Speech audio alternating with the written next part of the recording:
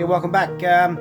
Put in a fairly decent day down here today, building the last of all of the last of the set out for the Ford fuselage, namely the seat pan and the seat back, and any of the hinges that go with it.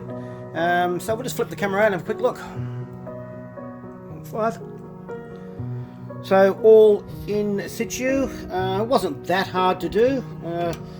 Couple of the seat formers I had to put my arm through and just move them a little bit so I could get them centered for the pilot holes, which is done. This seat back has to be cut down here. I think it's about 1 1/8 inch off here, and that is pretty much it. It wasn't too bad. It was a little bit difficult getting the hinge onto the back side of that. A little bit of trial and error, but eventually got there. These are the removable little pins that are in there to remove this, to get in there for your annuals or whatever, or removing it for whatever purpose. I'm doing some work on the aeroplane somewhere along the line in there, I'm sure. Anyway, might close this off today. Tomorrow I've got another 3 odd days of working down here this weekend, so we should get a fair bit done.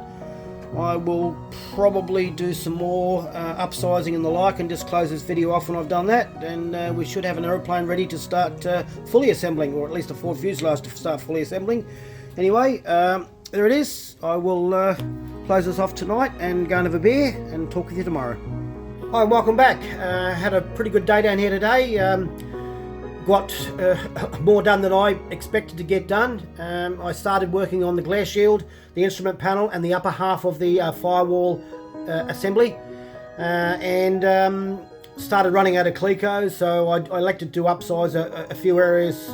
Started to run out of silver Clecos because I've got a whole bulk of this fuselage still silver Cleco together, so I've upsized a little bit around the instrument panel. And just to sort of rob Peter to pay for Paul type thing. So I'm getting to the stage where I'm going to have to start committing to riveting. The longer I can leave it, the better off I feel. Just in case I do something out of order and have a devilish time trying to get that done. I have moved away from a little bit from the set out that Sonex give you on the drawings, just only because I'm just trying to assemble as much as I can with Clecos and then pull it all apart, and then basically follow the set out that Sonex give us. I know that Gavin sort of pulled a little bit away from his as well too, so I think by the time you sort of get into the building of these aeroplanes, you find your own way anyway. So look, I'm just going to flip the camera around and we'll have a bit of a look at what's going on. Okay, we have an aeroplane, almost.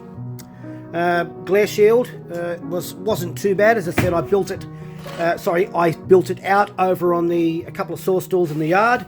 As the glare shield comes down, it sort of goes across level to the underside of the square hollow section. You've got Clecos to go from under there, so it's either lie inside there and try to drill up, or take it out over in the workbench. I took it out over in the workbench. It was a lot easier.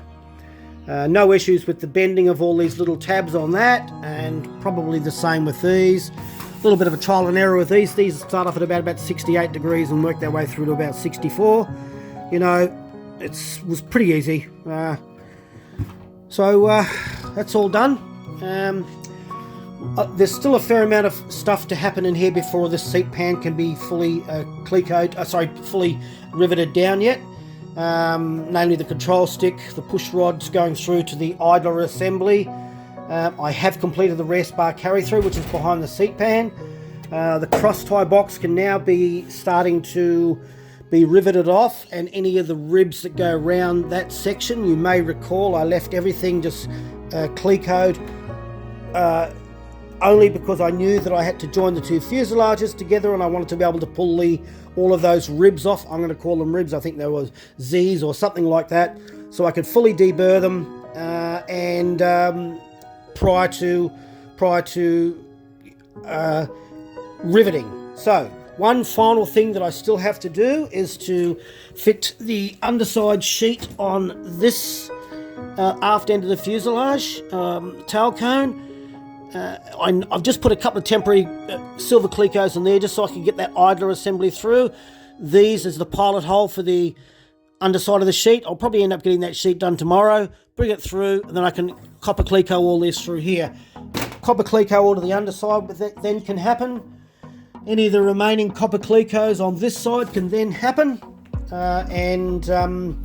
Just basically from there, I think we just sort of proceed and just que sera, sera. Anyway, I will close this video off and talk with you all soon.